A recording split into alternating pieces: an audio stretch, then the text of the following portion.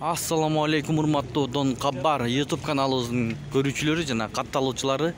Саламатсыздарбы? 23 февраль 2024 жыл Бишкек шаары.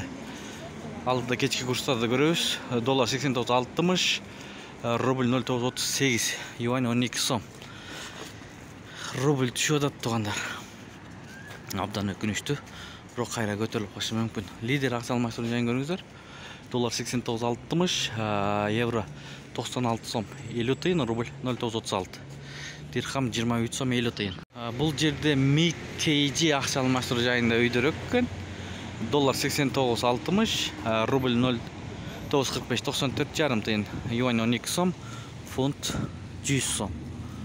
Бул жерде Expo Money доллар 89.60, евро 96 сом 30 тыйын, рубль 94 жарым тыйын, фунт 100 сом. Дирхам 20 сом. Тугандар, Бакай банкты көрөбүз. Асыр Бакай банк түнү күнү 5 выходной. Майрамдарга да карабай иштейт. Бул жерде мынакей көрсөңүздөр болот.